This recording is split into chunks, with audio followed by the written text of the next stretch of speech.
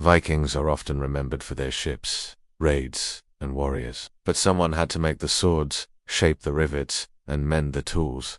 Deep in smoky forges far from glory, this episode quietly explores the soot-covered world behind the legend. Welcome tonight. We leave the open sea and roaring fires of battle behind, and step into a different kind of heat. Not the heat of conquest, but the heat of labor. We are entering the forge, where the clang of iron and the hiss of steam shaped every weapon, but left no sagas behind. This is not a story of raids or treasure. It's a story of soot, of sweat, of a life lived half in shadow. Let your breath slow, let your thoughts settle like ash, and imagine waking up as a Viking blacksmith. Why, at first thing you feel sucked to be a Viking blacksmith. Is the ache in your hands. Pit of blackened stone, your fingers curl slowly, stiff from yesterday's hammering. It's still dark. You sleep beside your forge, on straw that smells of charcoal and damp wool.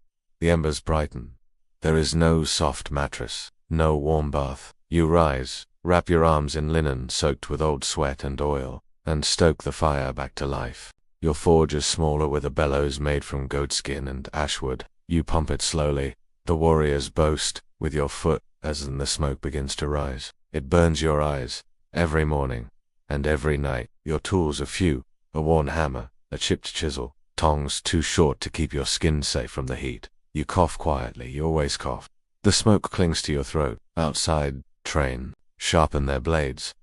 But you made those blades, where the iron is weak, where it will snap in frost. You smelt bug or pulling it from the earth in wet clumps, drying it by the fire, and smelting until your shoulder aches it down in a small bloomery furnace with nothing but charcoal and air. It takes hours. It cracks. But you fold it again and again, hammering, and your fingers bleed into the steel. Sometimes they bring you silver to shape a brooch, a clasp, a ring. Those are the quiet days. But when they bring you weapons, someone has died, or is about to. You are not thanked. Your name is not sung, but without you nothing cuts, nothing breaks, nothing glitters. And when the day is over, you lie back beside the embers, your skin still warm, your arms still trembling, and dream of something cooler. The swordsmith of Silence Bay. There is a small inlet in northern Norway, where the sea laps against black stones, and the wind rarely speaks. They call it Silence Bay. No village stands there now, only a few crumbled stones, and a fire circle half buried in moss. But long ago, there lived a man, a swordsmith, named Eirik. He did not fight. He did not raid. But he made blades for those who did. It was said he used no blueprint, that he worked only at night, when the stars were hidden behind clouds. His forge was buried into the earth, covered in seaweed and driftwood, to keep its glow from being seen. Why? No one was certain. Some said he had once made a sword for a jarl who fell in disgrace, that he had been banished and told never to show his fire again. Others believed he worked only in silence, to keep the spirits calm, those who lived in the iron, waiting to be shaped. What we know comes from the blades. They've been found in graves from Scotland to Finland, long, balanced, with strange runes etched beneath the crossguard, barely visible, as if not meant to be read. Each sword bears the same mark, a small wave, curved like a crescent. One blade was found deep in a bog, its edge still sharp. Another, in the burial mound of a woman, a shield maiden, perhaps. The records are silent about Eirik, but the sagas whisper of a smith whose blades never rang when drawn, whose iron drank sound. They called his work the spirit glass, not flashy, not decorated, but trusted, and then he vanished. No final forge, no grave, just the rumor that he walked into the sea with a blade in hand, and was never seen again. Some say the sea took him, others that the iron no longer needed him, and Silence Bay remains quiet. Except, sometimes, when the wind moves just right, you can hear a single hammer strike in the dark. The iron in the burial mound in central Sweden, on a hill crowned with pine trees, archaeologists uncovered a Viking burial mound in the 1930s. It seemed typical. Charcoal, animal bones, charred wood from a funeral pyre. But deeper down, beneath a layer of blackened soil, they found iron tools, not weapons, not jewelry, tools. A hammer, 2 chisels, a cracked anvil stone, carefully arranged, as if the man they had once belonged to might return for them. There were no sword fragments, no shield boss, no coins, just the tools, and a small bone needle, set beside a folded leather apron. At first, the dig team thought it was the grave of a toolmaker, perhaps someone who serviced wagons or fixed doors, but metallurgical analysis told a different story. The tongs bore iron residue with carbon tracers, the kind only found in forged steel. The hammerhead showed where consistent with blade shaping, and the apron, when unwrapped, revealed a fragment of pattern-welded iron, the kind used in sword cores. This was no common laborer.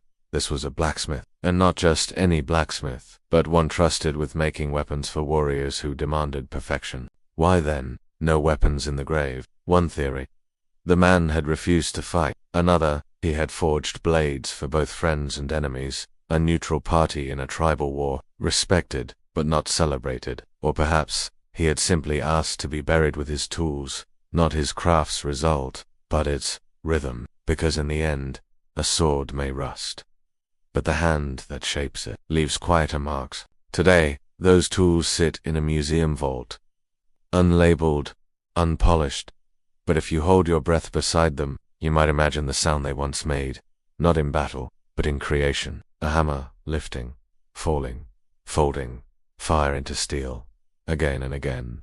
The jarl's fire and the smith's silence, in the heart of a great longhouse, beneath carved beams and woven banners. A fire burned that was never allowed to go out. This was the jarl's hearth, and beside it, not far from the feasting bench, stood a man who did not wear furs or carry a blade. He wore soot and silence. A housemith, unlike common blacksmiths who worked outside the village. This man lived within the jarl's hole. He tended not only weapons, but the hinges of chests, the clasps of brooches, the iron nails that held the roof together. He was both craftsman and custodian, servant and secret. When the jarl's sword chipped, he repaired it in silence. When a rival lord offered gifts, he tested their iron quietly, checking for weakness. He did not drink with the others. He did not boast of his work, but when war loomed, he sat close to the fire, shaping new blades with slow, careful strikes. Not fast, not loud, but final. It was said that no one entered the jarl's inner chamber without passing the forge first, as if the smith, not the guards, was the true threshold, and when the jarl died, so did the fire. The hearth was sealed, the tools buried, but not the smith. He simply vanished from the records. No grave, no saga. As if, with his work complete, he became what he had always been, a shadow, a silence that forged power but never claimed it. Even now, in reconstructed longhouses, the smith's space is small, dark easily, but every iron rivet, every torch bracket, every glint of steel was once warmed beneath his hand. And still, no song was ever sung for him, because the jarl's fire may have burned for glory, but the smith's silence held it in place. Ash beneath the iron, the Viking world was built with iron. Ships, swords, conquer tools, hinges, hooks. But the iron didn't forge itself. It didn't shine, or cut, or on its own. It had help. Hands burned and blackened, eyes blurred from smoke, voices hoarse from bellows that sang louder than any poem. Tonight, you woke beside a forge, your fingers aching before the sun. You met a smith whose silence shaped a coastline, whose work left no graves, only blades. You stood over ancient tools in a burial mound, not forgotten, but folded into the earth with quiet care. And you glimpsed a longhouse fire, not for feasting, but for shaping the things that made power possible. These were not warriors, not lords, not sailors, but they held the weight of all three. Thank you. And now, as your thoughts begin to settle, and the heat of their labor cools in your mind, you can rest knowing that behind every great flame in history, there was always someone sitting in the dark, making it burn. Sleep well, and for listening to Quiet History.